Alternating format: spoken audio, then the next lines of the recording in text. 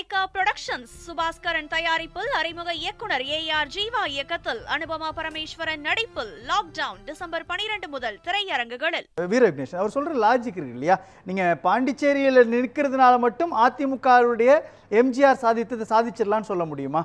திருப்பரங்குன்றம் விஷயத்துல மௌனமாக இருந்துட்டீங்க, அதுவே ஒரு பெரிய டிராபேக் ஆகிருக்குதுன்ற புள்ளியை நோக்கி நகர்த்துறாரு இல்லையா? இன்றைக்கு ஒரு வரலாற்று சிறப்புமிக்க நாள். 1974 பாண்டிச்சேரி வெற்றிங்கிறது தமிழகத்தில் ஒரு குடும்ப ஆதிக்கத்தை வீழ்த்துவதற்கான ஒரு அச்சாரமாக பாண்டிச்சேரி வெற்றி புரட்சித் தலைவர் அவர்களுக்கு 74 இருந்தது. அதுபோல் 2026 இந்த குடும்ப ஆட்சியை வீழ்த்துவதற்கான அச்சாரம் இன்று பாண்டிச்சேரியில் போடப்பட்டிருக்கு. அப்போ குடும்ப ஆட்சி இல்லை, ஏன் 1969 குடும்ப ஆட்சி வந்துருச்சு. 72 புரட்சி தலைவர் எம்எஸ் என்ன சொன்னார், என்ன சொல்லிட்டு வெளியே வந்தார்? 69 அண்ணா ஆட்சிக்கு வரும்பொழுது 69 அண்ணா இறந்ததுக்கு அப்புறம் நான் சொல்றேன். 69 அவர் இறந்துட்டார் 69. அதுக்கப்புறம் தான் நான் சொல்றேன். 72 புரட்சி தலைவர் வெளியே போய் என்ன சொன்னார்? அதனால இப்போ இந்த குடும்ப ஆதிக்கத்தை 2026 வீழ்த்துவதற்கான அச்சாரம் இன்று புரட்சி தலைவர் வழியில் பாண்டிச்சேரியில் போடப்பட்டிருக்கு. செகண்ட் திங் என்னன்னா, இன்னைக்கு மாநில சுயாட்சிக்கான ஒரு காத்திரமான குரலா வெற்றி தலைவர் தளபதி அவர்கள் ஒழித்திருக்காங்க. அங்கதான் தமிழ்மணி சார் என்ன சொல்றாரு, மாநில சுயாட்சிக்காக பேசுறீங்க, யூனியன் பிரதேசத்தை ஸ்டேட்டா மாத்தணும்னு சொல்றீங்க, ஆனா திருப்பரங்குன்றத்துல நீங்க மௌனமா இருந்துட்டீங்களேன்றாங்க. நான் லீகல் ஆஸ்பெக்டா சொல்றேன். Article 3 of the Indian constitution என்ன சொல்லுதுன்னா, இந்தியாவில் இருக்க எந்த பகுதியையும் பேர் மாற்றவோ இல்லை எல்லைகளை மாற்றவோ இல்லை ஒரு மாநிலத்தை ரெண்டா பிரிக்கவோ இல்லை 2 மாநிலத்தை ஒன்னா சேர்க்கவோ இந்தியன் பார்லிமெண்ட்டுக்கு ரைட்ஸ் இருக்குன்னு சொல்லுது. First thing. இல்லை நான் முடிச்சுக்கிறேன். இல்லை இதுக்கு நீங்க சேர்த்து சொல்லுங்க இருக்கு.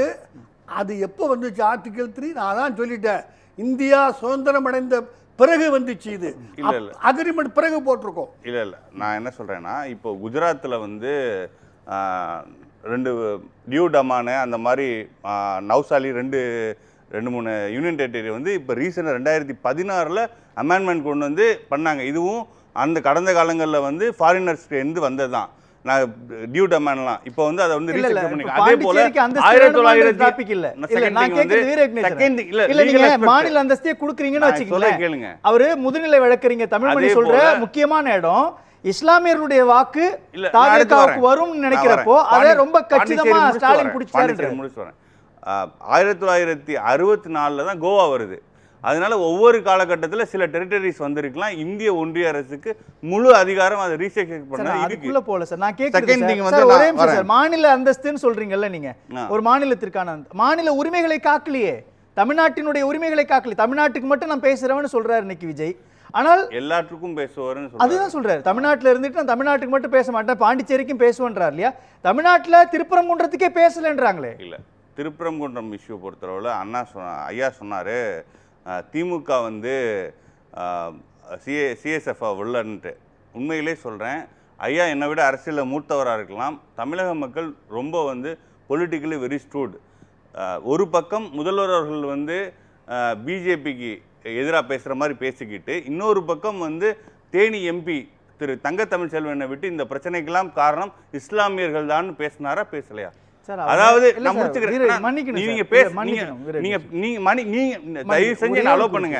ஒரே ஒரு நான் ஆதாரத்தை காமிக்கிறேன். பேச செஞ்சுட்டாங்க, மௌனமா இருக்கீங்களே. என்ன சொல்றேன்னு புரிஞ்சுக்குங்க. நான் அதுக்கு என்ன காரணம் நான் சொல்றேங்க, என்ன பேச விடுங்க. முதல்வர் அவர்கள் திட்டமிட்டு கவர்மெண்ட் ஒரு வாய்ஸ்லையும் தன் கட்சிக்காரர்கள் ஒரு வாய்ஸ்லையும் பேசிவிட்டு ஒரு டிஎம்கேவும் பிஜேபியும் நடத்துற நாடகம். இந்த மௌனம் என்னன்னா, இவங்க நாடகத்தை அம்பலப்படுது. எங்களோட இலக்கு என்ன, திமுக நடத்துற நாடகம். ஆனா திருப்பரங்குன்றத்தினுடைய குன்றுல மலையில தீபம் ஏற்றப்படணுமா வேண்டாமா? தாவேகாவோட நிலைப்பாடு என்ன? அதாவது இந்த இஷ்யூவை இந்த இப்ப கிளப்பினதே ஒரு பொலிட்டிக்கல் ரீசன். அதுக்குள்ள நான் முடிச்சுக்கிறேங்க. என்ன பேச உள்ள வந்து பாயிண்ட் வந்தா நான் எப்படி பேசுறது? என்ன பேச விடுங்க. பேசுங்க சார். இந்த விஷயவை இந்த இடத்துல இப்போ பிஜேபி ஜனவரி மாதம் ராமர் கோயில் திறந்ததுக்கும் இப்போ நீங்கள் டிசம்பர் மாதம் இந்த திருப்பரங்குன்ற பிரச்சனையில் தங்க தமிழ்ச்செல்வன் ஸ்டேட்மெண்ட்டுக்கும் அதே போல் அந்த சைடு இந்து முன்னணியை சேர்ந்தவங்க பேசுறதுக்கும் என்ன டிஃப்ரென்ஸு? இவங்க 2 பேரும் மேட்ச் ஃபிக்ஸிங் பண்ணுறாங்க. இந்த கம்யூனல் ட்ராப்பில் மக்களை இது ஒரு தமிழகத்துக்கான இஷ்யூ என்னவா இருக்கணும்?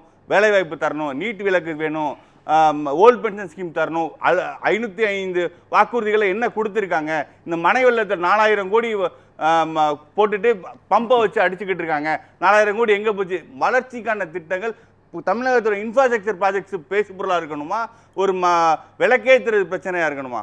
புரியுது. அதாவது எங்களோட திட்டம் என்னன்னா, எங்களோட அஜெண்டா என்னன்னா, அந்த ஸ்டாண்டையாவது சொல்லலாம்ல ஒரு அறிக்கையில. Stand clear. எங்களோட அந்த ஸ்டாண்ட சொல்லவே இல்லையே தாவேகாவோட தலைவர் விஜய். என்ன சொல்றேன்னா, இவங்க நாடக டிராப்புக்கு நாங்க விழ மாட்டோம் சார். விட வேணாம் சார், அவங்க நாடகமே ஆடுறாங்கன்னு வச்சுக்கோங்களேன், அதை அம்பலப்படுத்த வேண்டியது பிரதான கட்சியான தாவேகாவுடைய கடமை இல்லையா? ஆல்ரெடி அம்பலப்பட்டாங்க. எப்போ அவங்க வந்து தங்க தமிழ்ச்செல்வனை விட்டு இஸ்லாமியர்கள் தான் வந்து பிப்ரவரி மாதம் வந்து நான்வெஜ் சமைச்சாங்க, அதனால தான் பிரச்சனை ஸ்டார்ட் ஆச்சுன்னு சொன்னாங்களே, அன்னைக்கே அம்பலப்பட்டாங்க. அதாவது செத்த பம்பை திருப்பி போய் அடிக்க தேவையில்லை, அவங்க ஆல்ரெடி அம்பலப்பட்டாங்க. இந்த பக்கம் பிஜேபி அம்பலப்பட்டிருக்கு. ரெண்டு பேரும் மாநில உரிமைகளை மீட்போம்னு சொல்றீங்க, பாண்டிச்சேரிக்கு அந்தஸ்து வாங்கி கொடுப்போம், மாநில அந்தஸ்து வாங்கி கொடுப்போம், ரைட். ஆனால் தமிழ்நாட்டினுடைய உரிமைகள் சம்பந்தப்பட்ட கண்ணு முன்னாடியே தெரியுது சார். எஸ்ஐஆர்ல காத்திரமான ஒரு விமர்சனத்தை முன் வச்சீங்களா, அல்லது திருப்பரங்குன்ற விவகாரத்துல காத்திரமா எதிர்த்தீங்களா? இப்ப இன்னைக்கு பாண்டிச்சேரியில நடந்ததுல கூட பாஜகவை கடுமையாக எதிர்க்கல அப்படின்றாங்க. மாநிலம் பாயிண்ட் பை பாயிண்ட் வந்து ஒன்றிய அரசு தான் சொல்லியிருக்காங்க. இதுக்கு மேல நீங்கன்னா முதல்வர் அவர்கள் மாதிரி தொட்டுப்பார் சீண்டிப்பார்னு வீடியோ போட்டுட்டு அதுக்கப்புறம் நிதி ஆயோக் கூட்டத்துக்கு போறது உங்களுக்கு நல்லவங்க. நாங்க பாயிண்ட் இப்போ நாங்க வந்து பாண்டிச்சேரிக்கு மாநில அந்தஸ்து கேட்கிறோம், அது யார்கிட்ட கேட்கிறோம்? ஃபண்ட்ஸ் மத்திய அரசு கொடுக்குதா, யூனியன் டெரிட்டரிக்கு ஃபண்ட்ஸ் மத்திய அரசு தானே தருது. எனக்கு ஒரு சந்தேகம், பாண்டிச்சேரியில போய் திமுகவை விமர்சிக்க வேண்டிய அவசியம் தாவேகாவுக்கு விஜய்க்கு ஏன் வந்துச்சு? அதாவது பாண்டிச்சேரியா இருக்கட்டும், இங்கேயா இருக்கட்டும், பாண்டிச்சேரியோட எதிர்க்கட்சி தலைவர் யார் நீங்க சொல்லுங்க? பாண்டிச்சேரியோட எதிர்க்கட்சி தலைவர் யார் நீங்க சொல்லுங்க? ஏன் விமர்சிக்கிறோம்? அதுதான் பிரச்சனை. முந்தைய ஒரே நிமிஷம் இருங்களேன், முந்தைய காங்கிரஸ் கட்சி ஆட்சியில் எதிர்க்கட்சி தலைவர் விமர்சிப்பீங்களா, முதலமைச்சரை விமர்சிப்பீங்களா சார்? தமிழகத்துல ஒரு ஒரு ஜனநாயக பூர்வமா ஒரு நிகழ்ச்சி நடத்துறதுக்கு, ஒரு அரசியல் கட்சிகள் வந்து ஒரு நிகழ்ச்சி நடத்துறதுக்கு அவ்வளவு இடைஞ்சல். புரியல விக்னேஸ்வரன், ஒரு கேள்வி. பாண்டிச்சேரியுடைய புதுச்சேரியுடைய முதலமைச்சரை விமர்சிப்பீங்களா, அல்லது முந்தைய ஆட்சி செய்த காங்கிரஸ் கட்சியை விமர்சிப்பீங்களா? அதுக்கு முன்னாடி என்ஆர் காங்கிரஸ் ஆட்சி செய்தது, மாறி மாறி என்ஆர் காங்கிரஸும் காங்கிரஸும் ஆட்சி செய்யறப்போ பாண்டிச்சேரியில போய் திமுக விமர்சிக்கிறீங்களா? என்ன காரணம்? லாஜிக்கா சரியா இது? பேசுங்க.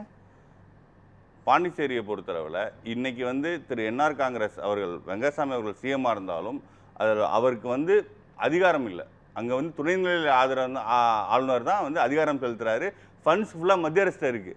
அப்போது வந்து யாருக்கிட்ட துணைநிலை ஆளுநர் வந்து மத்திய அரசு தான் கண்ட்ரோல் பண்ணுது. அப்போது மாநில சுயாட்சி கேட்கன்னு மத்திய அரசை கேட்குறோம், ஃபண்ட்ஸை ரிலீஸ் பண்ணுங்கன்னு மத்திய அரசை கேட்குறோம், 3 மில்ஸை தொடங்குன்னு மத்திய அரசை கேட்குறோம், வேலை வாய்ப்பு கொடுங்கன்னு சொல்லி மத்திய அரசை கேட்குறோம். யார்கிட்ட அதிகாரம் இருக்கோ அவங்கள்ட்ட கேட்க முடியும்.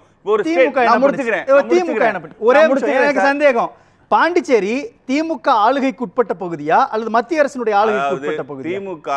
திமுக மன்னர் குடும்பம் வீழ்த்தப்பட வேண்டிய தீய சக்தி. புரட்சித் தலைவர் எம்ஜிஆர் வார்த்தையில சொல்லணும்னா அது ஒரு தீய சக்தி, வீழ்த்தப்படணும். அது இயல்பா நீங்க பேசுறத பார்த்தா எனக்கு ஒரு சந்தேகம் வருது.